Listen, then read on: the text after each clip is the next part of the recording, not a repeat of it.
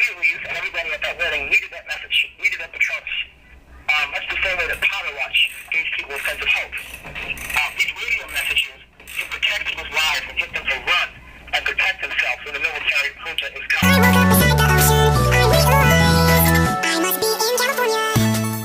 Hi everyone. So today was my first day back at school from the long break that started, my last day of school last week was Tuesday. So it was been a whole week since I was at school, and I had to go back today, so it sucked. And what made it even suck more is that I didn't go to bed until 3:30 because I was finishing this English homework that I had to do. And then I woke up at 6:45, and I was really tired, and then I got to school, and my English teacher didn't even check, the assignment to see if we had it. He said he was going to collect our notebooks on Friday, and that tomorrow we have to have, a comprehension test thing on this book that we read, and I, stayed up forever doing all this stuff that I thought was going to be due today, and it's, a lot of it's not even going to be checked on until Friday, so I feel stupid, and mad, because he totally told us that it was due today, and, I don't know, it makes me mad, so I stayed up really late for nothing, but I guess, it's good to know that in the future, if I ever need to stay up all night and do homework or something, I will be able to do it, because I am not that tired right now. I have a feeling that, as time goes on, just all at once, in a couple hours, I'm just going to all of a sudden get really tired and just, fall asleep on the spot or something. But, until then, I still have to read another 100 pages of that book that I'm not actually finished with, even though I stay up so late. So yeah, that's what I'm going to do after I finish this video. On the 9th, I have my first choir performance not my first choir performance of the year, but our first holiday performance. And we're singing all these songs that are really difficult. And they're in other languages.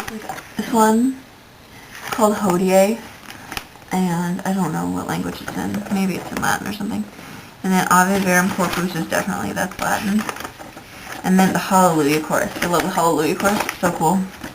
It's crazy, there's going to be, when we performed at school, closer to Christmas, they, fixed up the organ, and so there's going to be, an organ player, and it's going to, accompany this piece, and it's going to be amazing.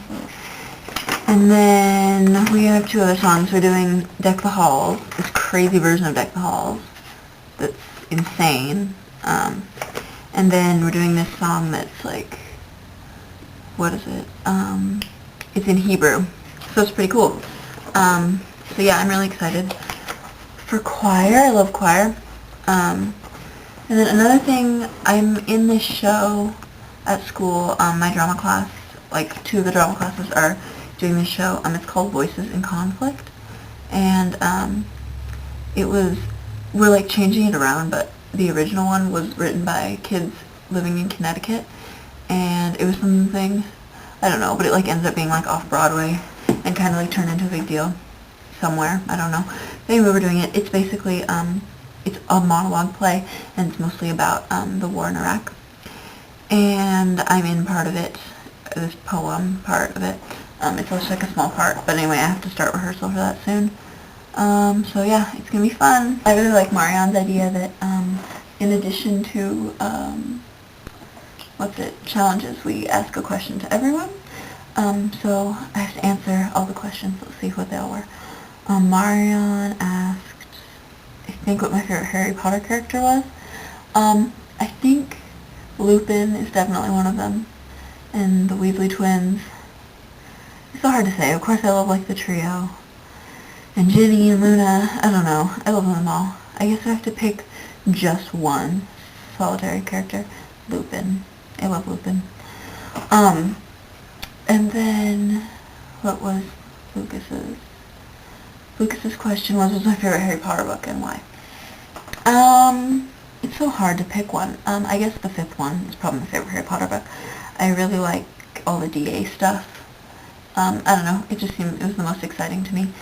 And, I also love, Prisoner of Azkaban, because of the time travel, the time turner thing, where they go back in time.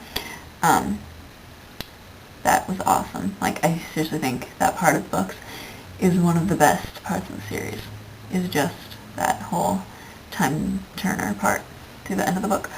And then I also really like all of the pensive, I don't know how to say it, stuff, especially in the 6th book when they learn more about Tom Riddle. I don't know, I found that really interesting. So I guess those 3 are probably my favorites, but I love them all so much, obviously. And then lastly, Stephanie's asked how I got into the Harry Potter series. Basically, my dad got Sorcerer's Stone for Christmas, and he never read it. It was just sitting around, and I just picked it up and read it.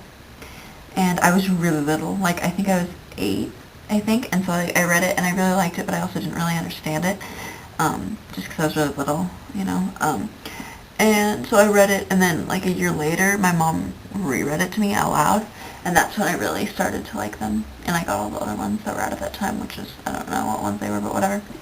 So yeah, that's how I got into the Harry Potter books.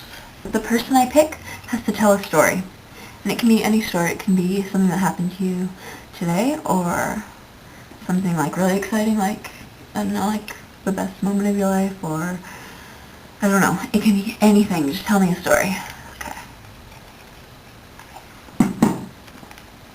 Who is it? Emily. Didn't I pick you last week too? I don't know. Maybe I have 2 challenges now. Whatever.